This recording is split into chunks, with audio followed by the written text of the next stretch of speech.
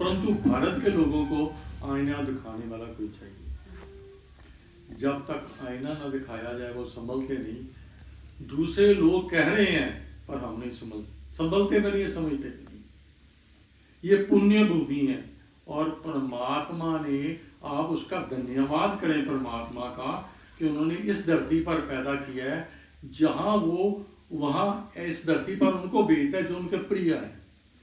और आपको यहाँ मौका मिल सकता है कि आप परमात्मा को पा सकते हैं, उसकी भक्ति को पा सकते हैं।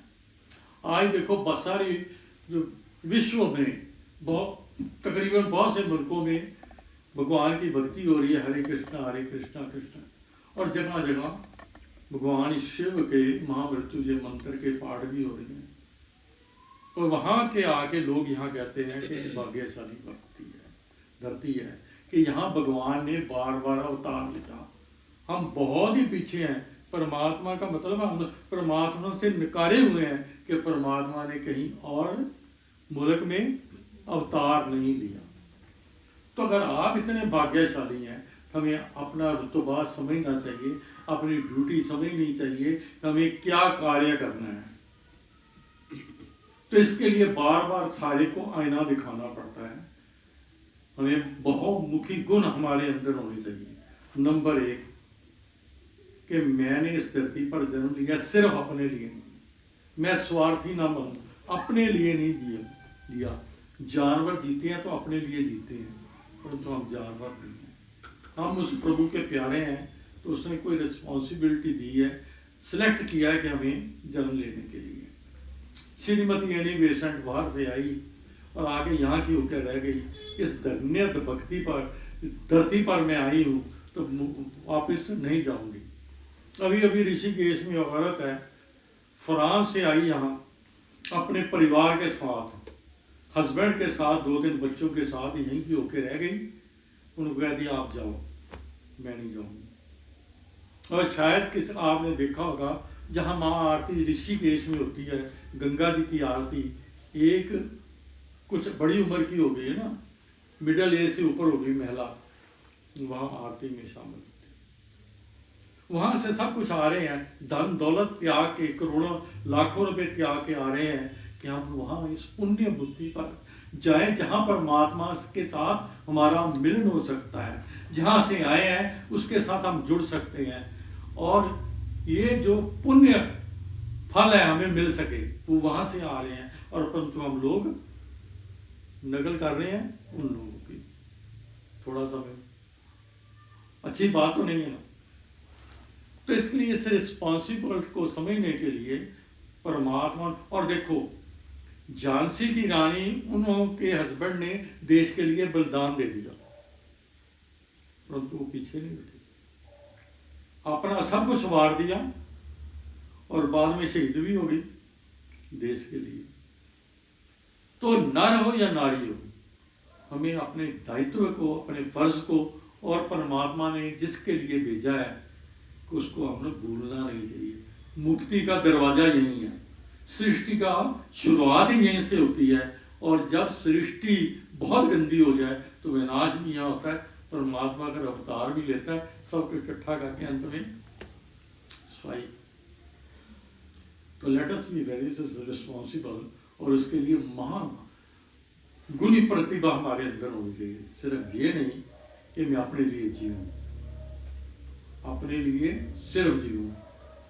आजकल लोगों को तो यही है, बाप बड़ा ना भैया सबसे बड़ा भैया। तो ये रुपया यहाँ से मिला, कोई शमशान घाट में ये धन दौलत, सोना चांदी या जायदादें लेके गया है, खाली आए।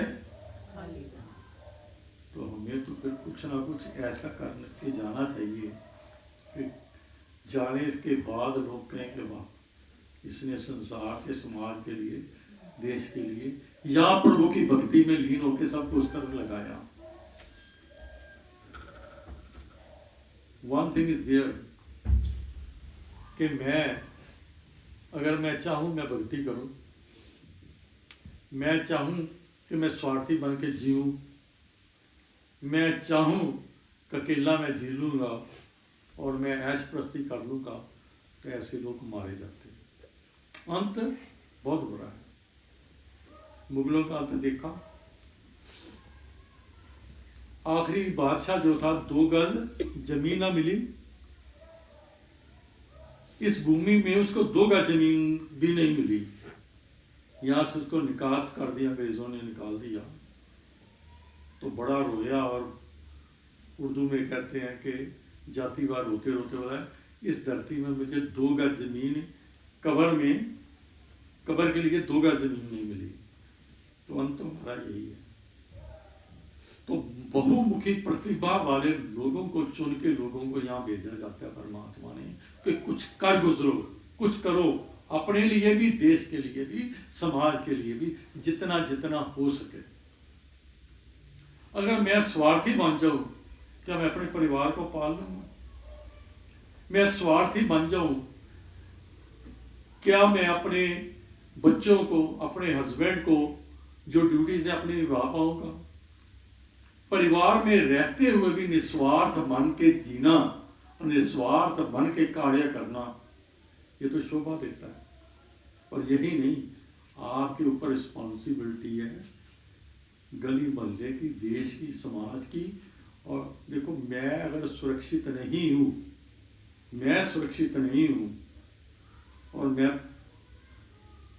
और मैं कोशिश करूं कि मैं ये भी कर लूं, वो भी कर लूं, देश जाए बाड़े में या परिवार जाए झाड़े में, मैं अपनी मतली परस्ती हल कर लूं, तो परिवार भी खत्म हो जाएगा।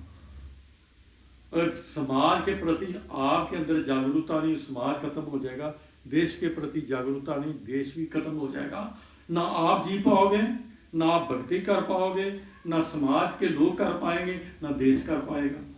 इसके लिए आपको एक वातावरण तैयार करना है। ड्यूटी आपकी कि वो वातावरण तैयार करो जिसमें सारे लोग बहुमुखी प्रतिभा वाले हों। अगर परिवार को भी संभाले, समाज को और देश के प्रति भी सोचें कि मेरा अगर घर में मैं सुरक्षित हूँ, तो बहुत बड़ा घर ये मेरा भारत देश है, इसको भी ठीक रहना चाहिए, इसको भी कायम रहना चाहिए, ताकि हम सुरक्षित रहें। तो ये जागरूकता हमारे अंदर नहीं है, हम स्वार्थी हैं। खाया पिया मौज उड़ाया थे, जानवर की तरह मारे खत्म हो गए।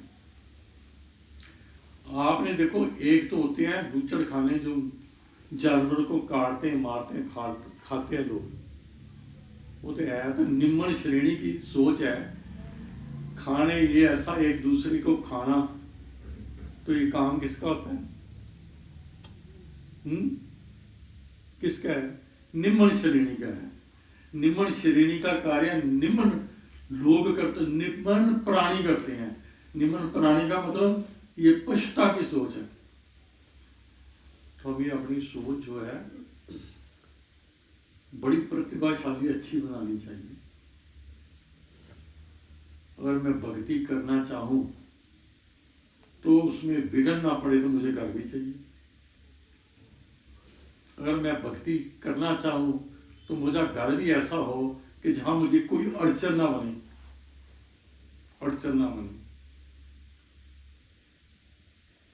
और मुझे वो समाज या वो मोहल्ला या एरिया ऐसा चाहिए कि जहां वैसा वातावरण हो।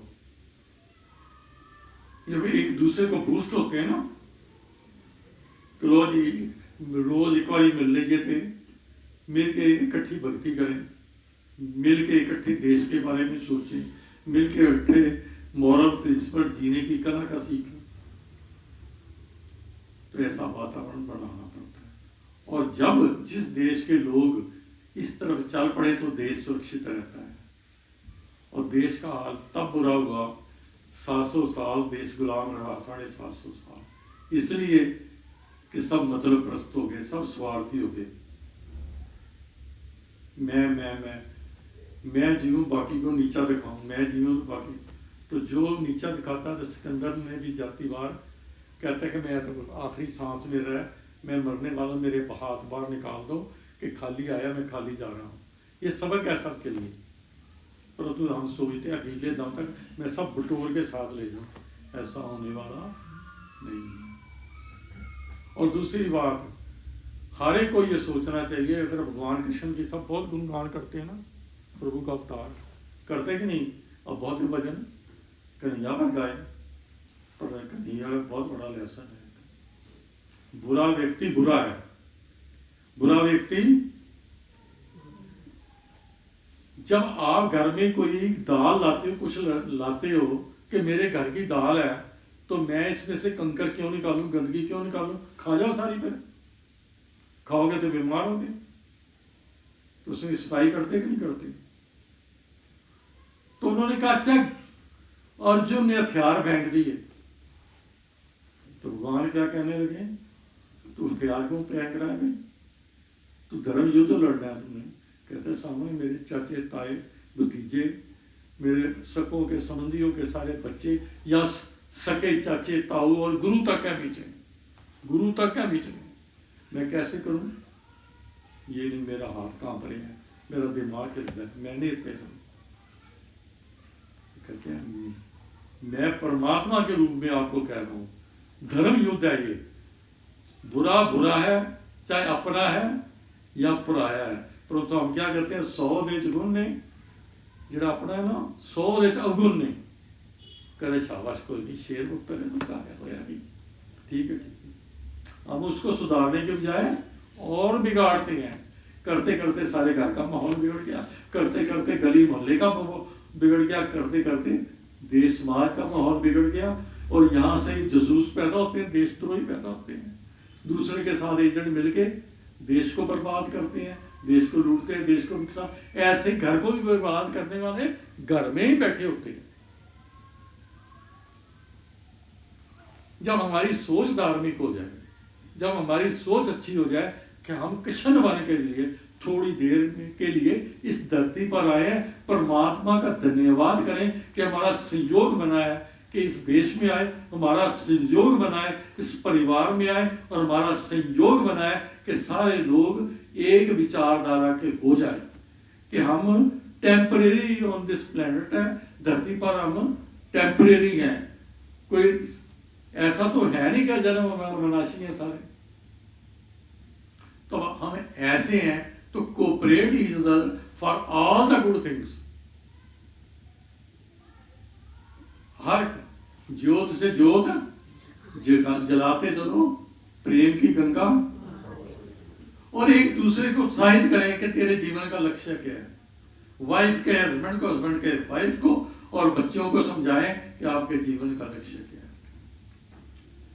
ये तो कमाई की इन्होंने बहुत की। हम अपने पूर्वज देखें, राजपाट उनका पास, इतना खजाना उनके पास, और बाल सफेद आए, थोड़े से आए ना, 2-4 भी आए, वो सारा कुछ करे उसने तो त्यागा अंदर तो फिर लग्या रहता, हाय हाय पैसा, हाय धन दो, उन्हें ही हौली करके त्याग दिया। जंगलों को चले गए, सौंप दिया कि अंतिम लक्ष्य क्या है, जहां से आए उससे मिलना है। उससे प्रीति टूट गई तो पता नहीं कहां फेंका जाऊंगा मैं, फिर मेरा क्या बनेगा, क्योंकि डोर तो उसके हाथ में है। और ये सोच जागृत करनी पड़ती है, ये विचारधारा घर में फैलानी पड़ती है। परंतु हम अंतिम दम तक अहंकार, ये अहंकार घर में है, ईगो घर में है कि मैं भी बड़ा की चीज़ आ, मेरे मर्जी बगैर पत्ता नहीं हिल सकता। फिर यही लड़ाई समाज लड़ी जाती है, राजनीति लड़ी जाती है, देश में एक पासे लाओ, बन्ने लाओ, मेरा स्वार्थ सिद्ध हो। जब ये सोच आ जाए परमात्मा की भक्ति तो गई, वो दिमाग में आनी नहीं, दिखावा रह जाता है। और बहुत से लोग ऐसे हैं कि भक्ति भी करते, राज नेता ने जिथे जाते हैं उत्थे हर जगह ताली बजा जाते हैं, मत्था टेक जाते हैं, जिस तरह सारे ही अपने, उनका कोई दीन मजहब नहीं है। One thing must be clear in your mind कि हम खाली आए खाली जाना, और हम टेम्परेरी हैं, मौत हमें आएगी। कोई बचा है तो अपने लक्ष्य की ओर क्यों नहीं बढ़ते हम? लक्ष्य की तरफ बढ़ने के लिए रोज रोज ये सोचना पड़ता है, रोज रोज उस संगत में जाना पड़ता है जहाँ वो जैसी संगत वैसी रंगत। तो हम विचारधारा के लोग जिनके अंदर देशभक्ति हो, जिसके अंदर घर का संगठन अच्छा बनाने की तमन्ना हो कि सारे ही मेरे घर में इस विचारधारा के हों, ताकि हमारी लगन उस तरफ लगी रहे, जुड़ी रहे। एक दो मिल जाए तो 11 हो जाता है, तो घर के सारे मिल जाए इस तरफ है। अपना स्वार्थ छोड़ दें। कमाना ठीक है, उसकी भी कोई सीमा होती है। घर में सोना आते हैं रात में भी नहीं, कमाते तो सारे हैं, सोने घर में आते हैं कि नहीं, रेस्ट करना। तो प्रभु की भक्ति भी एक लेसन है, वो भी करना। यह नहीं कि आ गया तो नशे दे देख क्या खा पी के आया तो सो गया, ये तो जानवर वाला काम हो गया ना। तो इसके लिए पूरा दोष सिर्फ उस पर नहीं है कि हमने बहुत ड्यूटी अपनी पूरी नहीं निभाई, दोषी हम भी। ये कर्म चक्कर इतना खतरनाक परमात्मा का, जो कर्म चक्कर की थ्योरी है वेरी हार्ड है, वहां कोई भी नहीं बच सकता। माँ बाप ने ड्यूटी निभाई, भाई बहनों ने ड्यूटी निभाई। जिसने आपको, अगर आपके परिवार में एक सदस्य भेजा, हमने एक बच्चा आया, उसके लिए आप कितने कॉन्शियस थे, माँ बाप कितने कॉन्शियस थे, उसको बनाने के लिए ड्यूटी निभाई। नहीं निभाई तो तुम भी कर्म के भोगी हो, तुम भी गुनाहगार हो। जितना वो गुनाहगार है उतने तुम भी गुनाहगार हो। तो हमने सब गलत करते जा रहे हैं। तो इसको बचने के लिए की तरीका है, ठीक जगह सत्संग में जाओ, ऐसी संगत में जाओ या सही सोच विचारधारा पैदा हो। मेरा आने वाला भविष्य जो सिर्फ भविष्य नहीं, मैं जहाँ से आया हूँ वहाँ उससे मेरा दोबारा मिलन हो सके, क्योंकि फैसला तो अंत में उसी ने करना, उसी के दरबार में फैसला होना है। इतने तो टेम्परेरी एक्टिंग कर ली, हर एक अपने अपने पिक्चर चल रही ना, पिक्चर हर एक घर की एक पिक्चर चल रही है, दैट इज टेम्परेरी। तो जो बुजुर्ग होता है वो धीरे धीरे वो गया अपनी अगली यात्रा में, फिर गया अगली यात्रा में। Any body is permanent. बोलो कोई है किसी के परिवार में गौतम बुद्ध के आगे आकर लड़की, एक स्त्री आके रोई, बहुत रोई कि मेरे बच्चे को बचा लो, आप बहुत ही ज्यादा पहुंचे हो, प्रभु आपकी सुनता है, मेरे पर कृपा करो, दया करो। तो ये तो विधान है, तो जो आया जाएगा। वो कहते हैं ठीक है, तू इतना रोंदी चलाती पई है, कोई ऐसे घर से पानी का एक लोटा लिया जहां जिसके परिवार में या उसके कबीले में कभी कोई ना मरा हो। वो बहुत धक्के खा के आकर रखने ऐसा घर नहीं मिला।